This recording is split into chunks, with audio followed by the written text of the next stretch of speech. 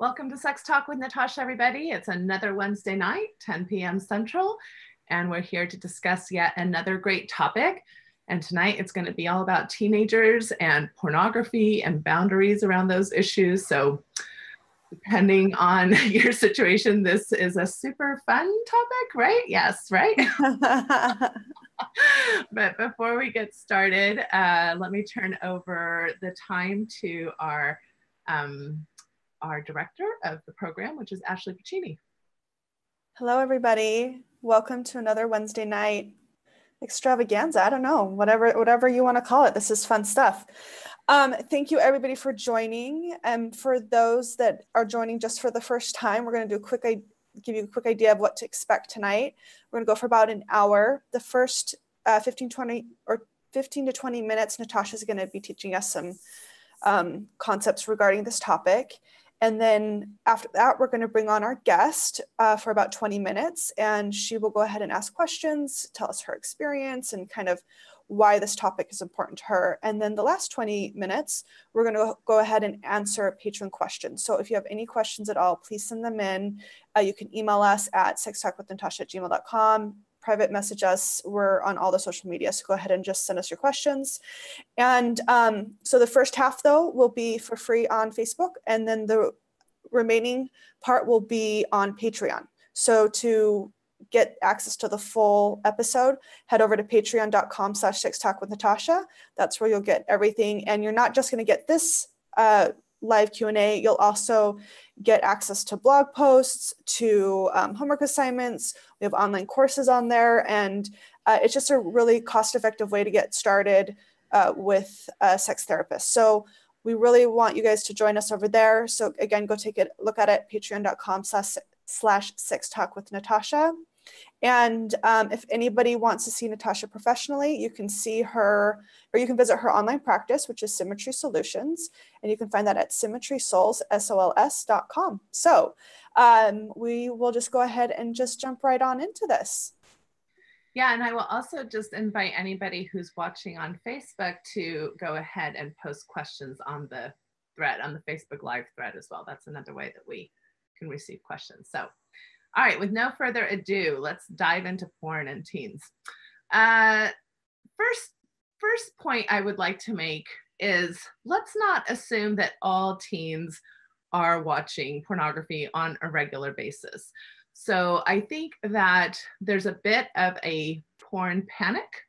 I think maybe it was Marty Klein who coined that term, or somebody that I know coined that term, porn panic, especially amongst parents, because we do live in an age where, sexually explicit materials are much more readily available than ever before and at the fingertips of our children, especially since most kids tend to, at least in my neighborhood, have a phone or some type of a smartphone starting, as early as the latter parts of elementary school. And so smartphones and technology is a very normal and everyday experience of our lives. And yet this is the medium by which a lot of these adult type of themes can be very easily accessed by your kids, even accidentally so. So it is probably fairly, you can probably assume that your child has run up against something explicit or come across something explicit as early as even the ages of 9 or 8. And at the same time, that doesn't mean that they're visiting those types of sites on a regular basis.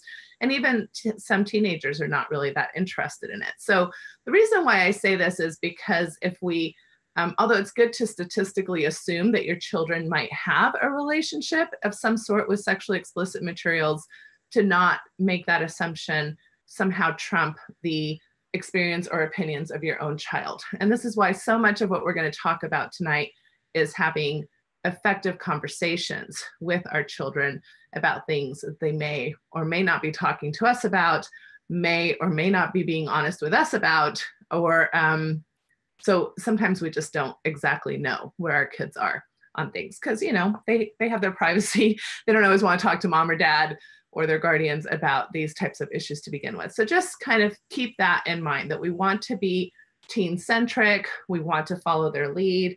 We want to offer information. At the same time, we don't want to just make blanket assumptions. The number 2 point that I'll make tonight is it's really important to start most of these conversations with your kids from the perspective of letting them know from the get-go that this type of material is not necessarily bad or good, but it's adult. It's adult content. And so when you can start that conversation from that perspective, although you can definitely teach your own values and morals around some of these topics, you're already kind of creating a zone where it's a little bit more neutral than sometimes when you go directly into this is really bad for you, or this is great, or, you know, kind of like your own moral overlays onto the topic, that you can just be more neutral, and maybe the word would be scientific about offering information. This is adult content.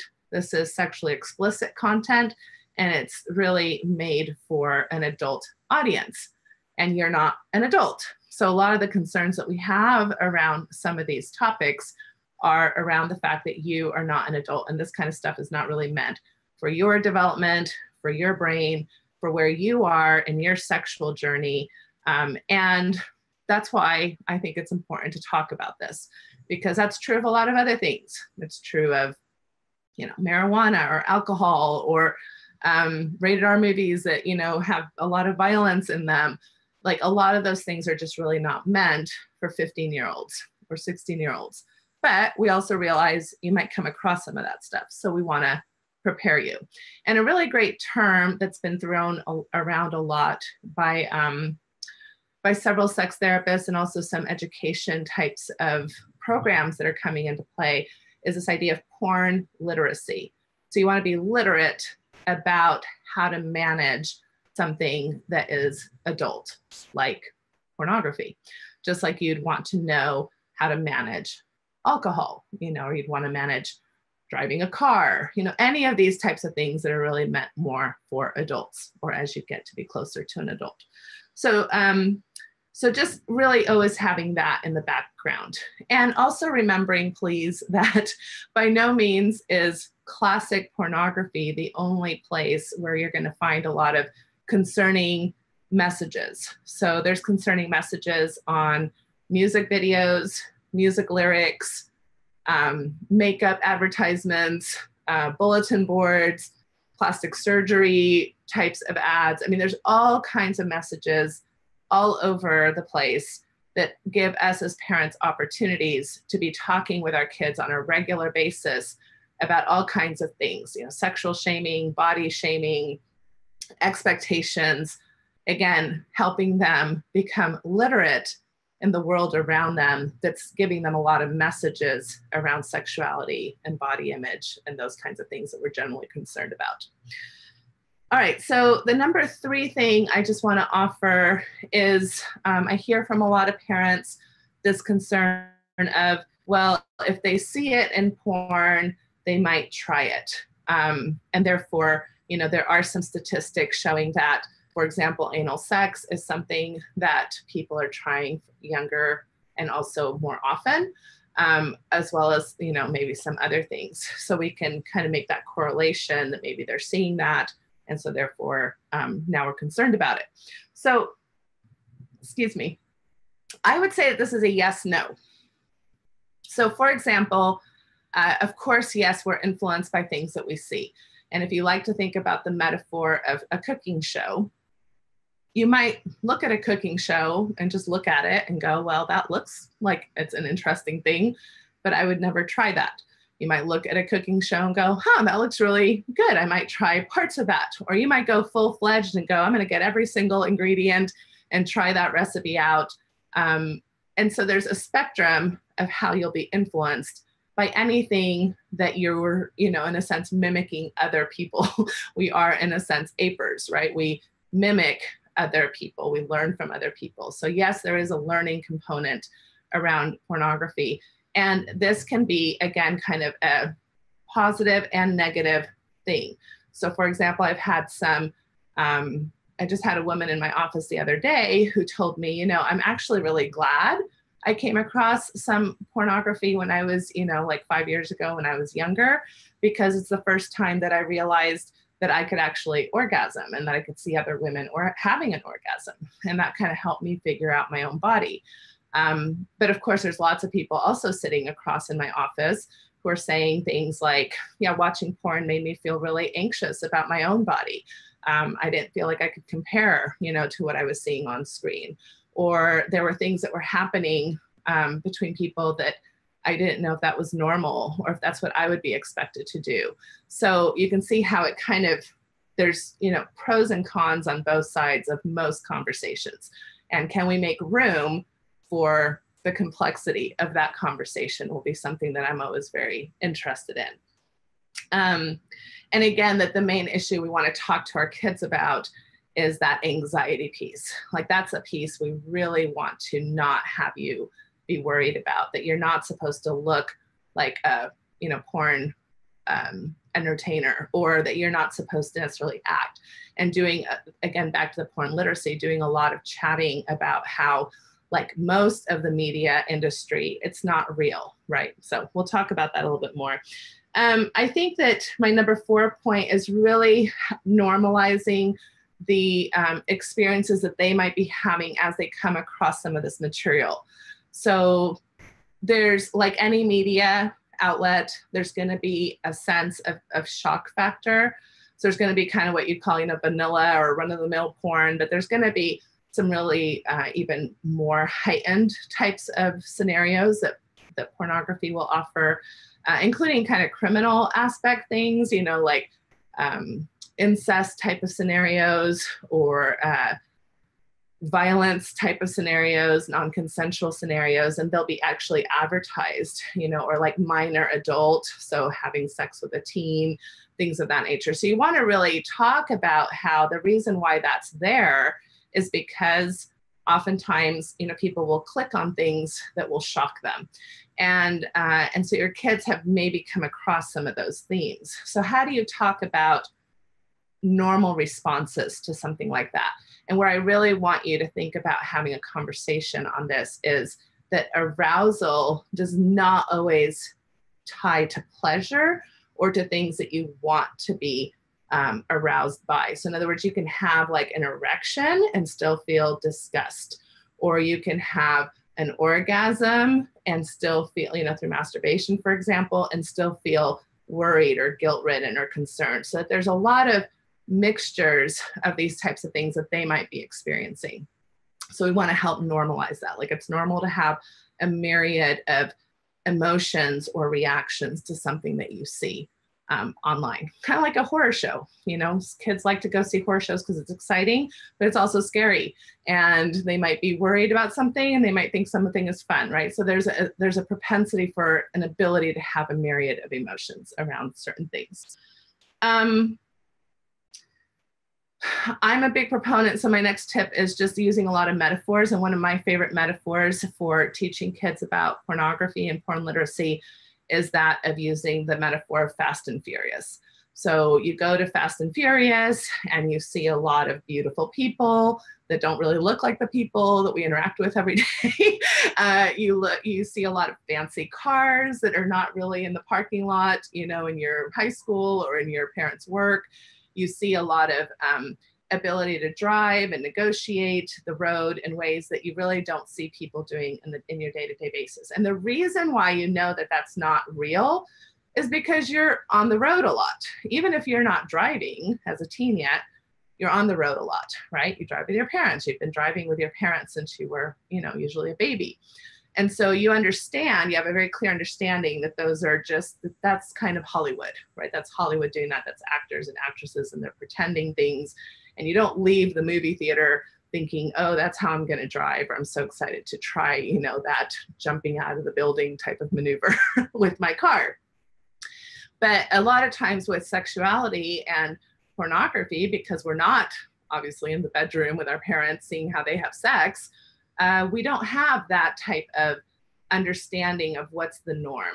And that's where a lot of kids can get really confused about unrealistic expectations. So that's a really good conversation to have with your teens. The next point I'll make is really honing in on this point of pornography, again, and media being a performance, and that sex in real life is not a performance. Although a lot of us, even as adults, I think treat it like a performance, right? Do I look right? Am I doing it right? Am I a good lover? I mean, there's all of these types of pressures that even as adults we place on ourselves. And believe it or not, this happened in a culture where pornography wasn't as readily available. So again, I don't get into the habit of blaming pornography for problems that we've had for centuries, right? So it might be more readily available to kids, and pornography may have some of the themes that we're concerned about, but that's not always porn's fault. Like, a lot of that comes from our society and sexual shaming cultures and puritanical history and all these things that we come from.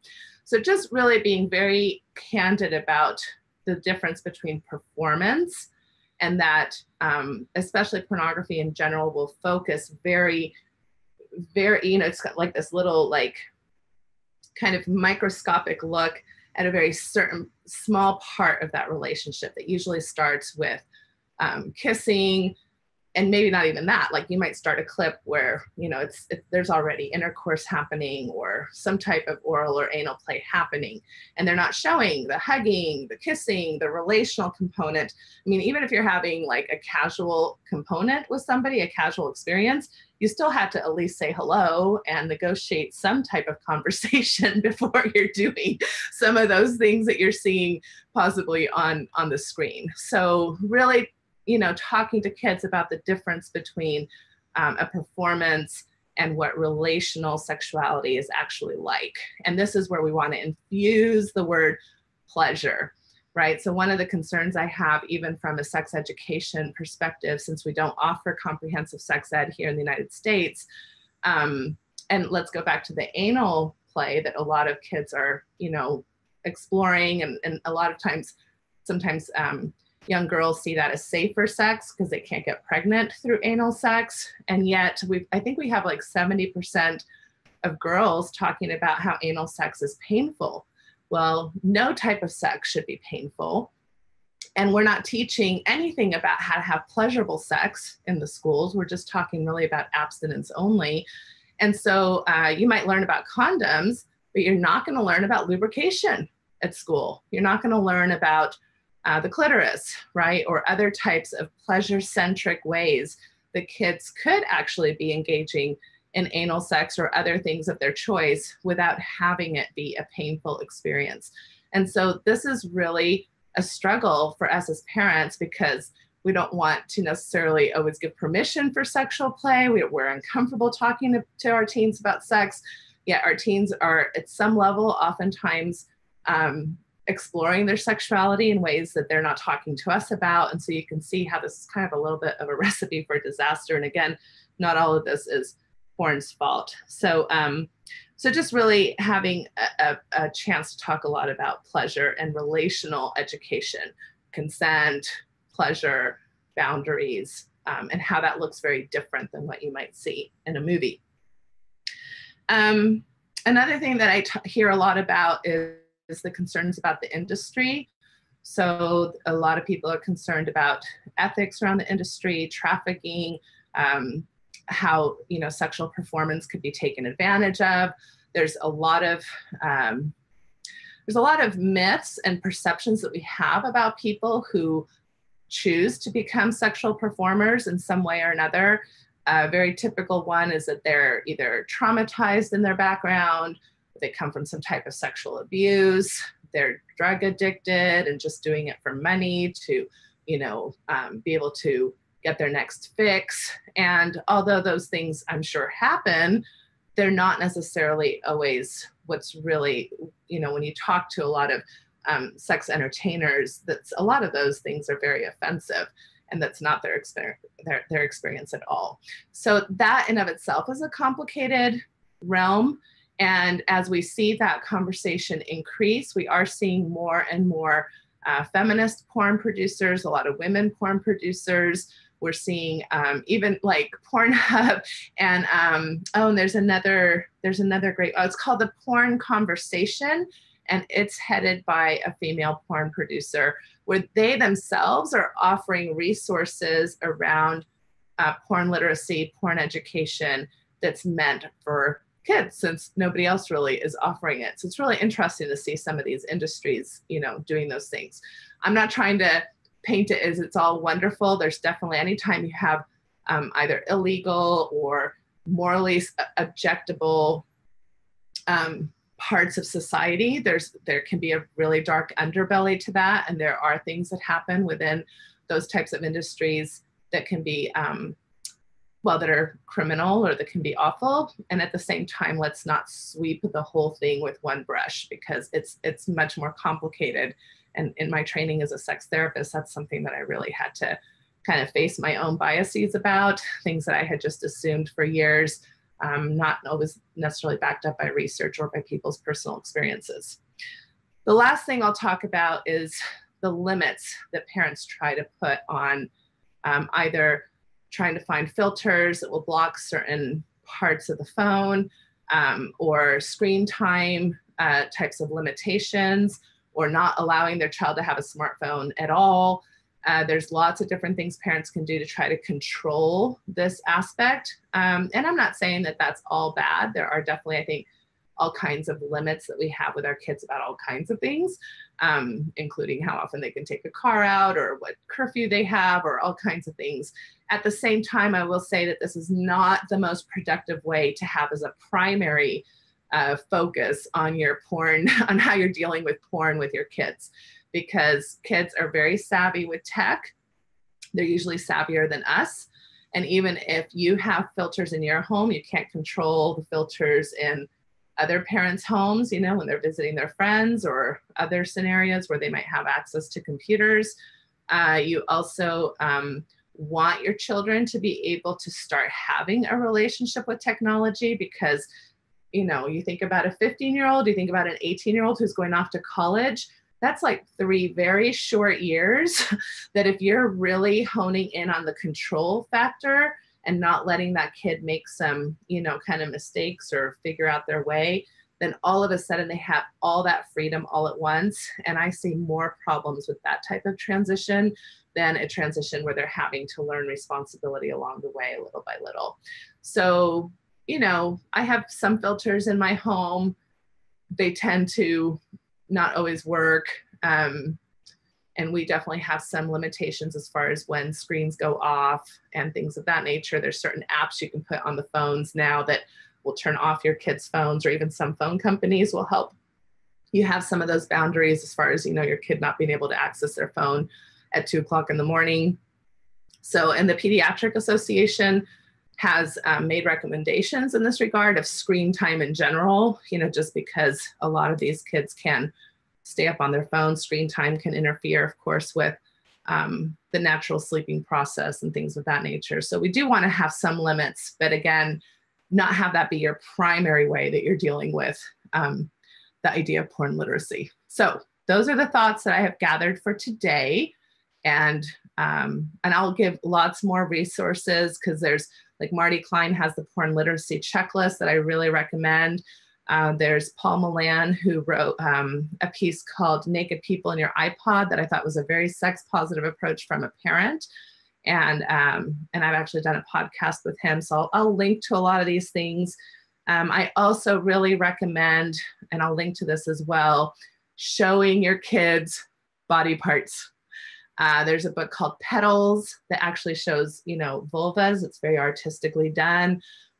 There's, I think it's called The Penis Wall, that is something that you can access on the internet, so that you can really start looking at what penises and vulvas and labia and all of those things actually look like. Because I just feel like that's an important part of sex education. And you don't want, a lot of times, kids to either shame their partner, even unintentionally, because they're not prepared to see the genitalia look different, or that they're somehow shaming themselves because they don't look in, you know, the same way that they're seeing most of the nipped and tucked types of genitalia that you might see in classic pornography. So I will link to all of that in the homework resources section of this section. So take it away, Ashley. That's what I have to say.